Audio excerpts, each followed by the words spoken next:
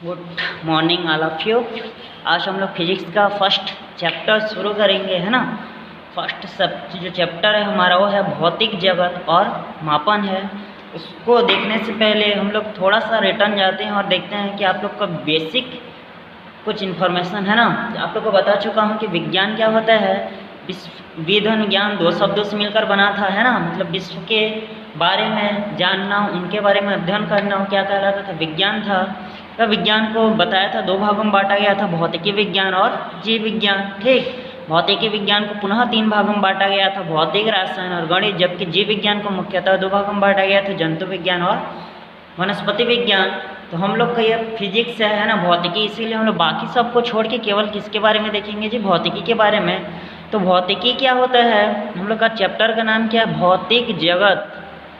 मतलब भौतिक के बारे, भौतिक जगत तो आप लोग को पता है ना। तो पहले देख लेते हैं भौतिक क्या है और मापन क्या है ना। तो मापन को नेक्स्ट चैप्टर में पढ़ेंगे, तो अभी केवल देखते हैं भौतिक क्या है ना। तो भौतिकी शब्द क्या होता है, ग्रीक शब्द फ्यूसिस से मिलकर बना है ना, जिसका अर्थ क्या होता है, प्रकृति होता है। मतलब तो हम लोग इसको ऐसा बोल सकते हैं कि प्रकृति और प्राकृतिक परिघटनाओं का क्रमबद्ध रूप से अध्ययन करना क्या कहलाता है, भौतिकी।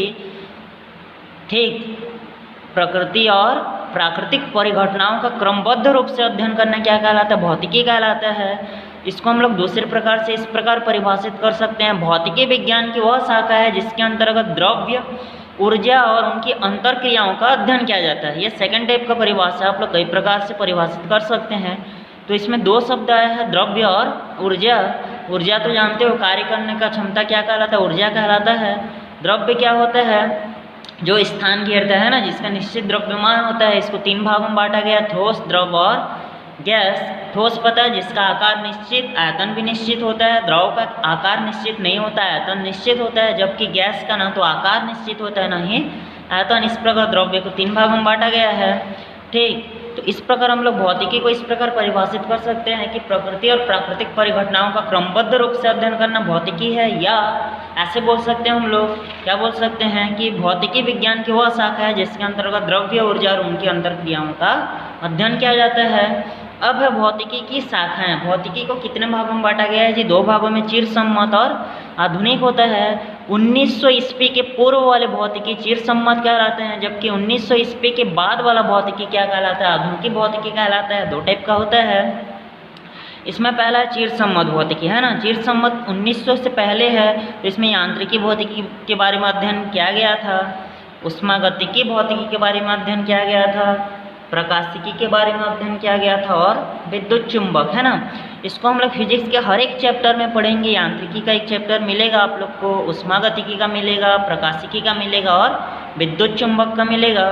जबकि आधुनिकी भौतिकी 1900 के बाद वाला है, इसमें भी सापेक्षिकता का जो सिद्धांत है, क्वांटम है ना, परमाणु है, नाभिक है, ठोस अवस्था, इलेक्ट्रॉनिक्स, ये भी सब क्या है, भौतिकी की एक एक शाखा है, जिसको चैप्टर वाइज हम लोग पढ़ते हुए जाएंगे।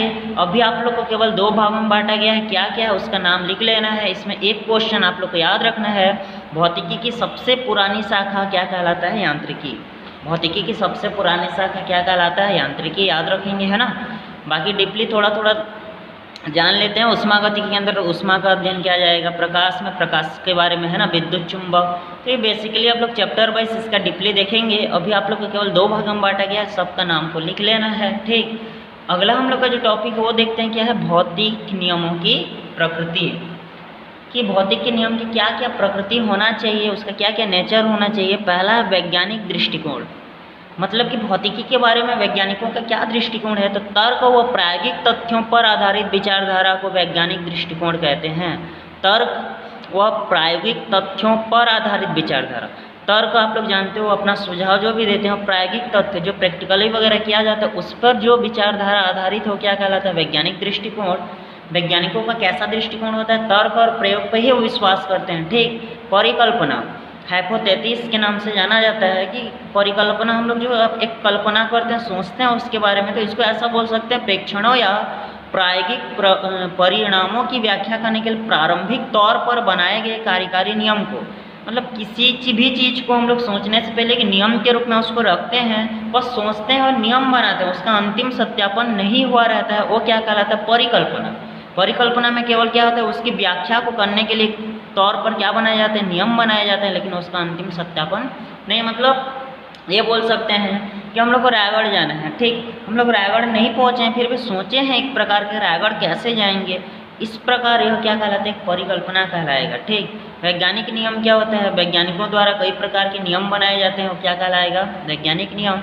सिद्धांत क्या होता है जी, भौतिक नियमों की व्याख्या के लिए बनाए गए परिकल्पना क्या कहलाता है, सिद्धांत। भौतिक के जितने भी निकायों की व्याख्या के लिए, भौतिक के जितने भी निकाय हैं उनकी व्याख्या को करने के लिए परिकल्पना बनाया जाता है, सोच, वो क्या कहलाता है, सिद्धांत कहलाता है। इस प्रकार इसकी 4 प्रकृति, वैज्ञानिक दृष्टिकोण, परिकल्पना, वैज्ञानिक नियम और सिद्धांत का परिभाषा को लिख लेंगे, है ना। नेक्स्ट में देखते हैं वैज्ञानिक विधि क्या है, इसके कितने चरण होते हैं, ये क्वेश्चन आता है 3 अंक का, है ना, MP क्वेश्चन है। तो प्रकृति व प्राकृतिक परिघटनाओं के संबंध में ज्ञान प्राप्त करने के लिए व्यवस्थित उपागम क्या कहलाता है, वैज्ञानिक विधि। प्रकृति और प्राकृतिक में जितना भी घटनाएं घटित हो रहे हैं, है ना, उसको ज्ञान क्या होता है, एक सुव्यवस्थित ज्ञान प्राप्त करने के लिए जो उपागम होता है वो क्या कहलाता है, वैज्ञानिक विधि होता है।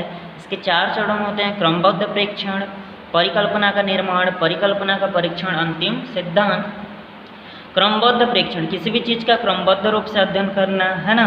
उसके बाद परिकल्पना का निर्माण, अध्ययन करने के बाद उसमें से एक नियम देंगे, है ना, उस नियम को देने के बाद उसका क्या करेंगे, परीक्षण करेंगे, परीक्षण करने के बाद क्या करते हैं, उसका अंतिम उसको सुझाव दे देते हैं, उसका नाम वो क्या होता है, अंतिम सिद्धांत। इस प्रकार 4 चरण होते हैं वैज्ञानिक विधि का, है ना।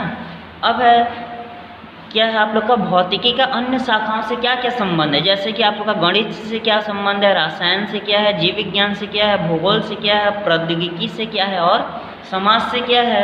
इस प्रकार हम लोग देखेंगे भौतिकी का अन्य शाखाओं से संबंध होता है। इसमें से भी कोई एक क्वेश्चन जो है 3 अंक का आता है कि भौतिकी का गणित में संबंध, भौतिकी का समाज से संबंध, भौतिकी का प्रौद्योगिकी से संबंध, भौतिकी का भूगोल से संबंध, भौतिकी का जीव विज्ञान से संबंध, ठीक। तो भौतिकी का जब गणित से संबंध देखते हैं तो जो अधिक से अधिक गणित जानता है दिए गए समय में भौतिक के नियमों को समझ सकता है ना। अलग बहुत टाइप का पॉइंट मिलेगा। रसायन में क्या सूक्ष्मदर्शी, रसायन में आप लोग का जो है एक्स किरणें, गामा किरणें, जितने भी किरणें वगैरह पढ़ते हो देन भौतिकी का है, लेकिन पढ़ते किस में, रसायन में। सूक्ष्मदर्शी, जीवदर्शी, जो आप लोग का दूरदर्शी है, ये सब क्या है, भौतिकी की देन है, पढ़ते किस में, जीव विज्ञान में।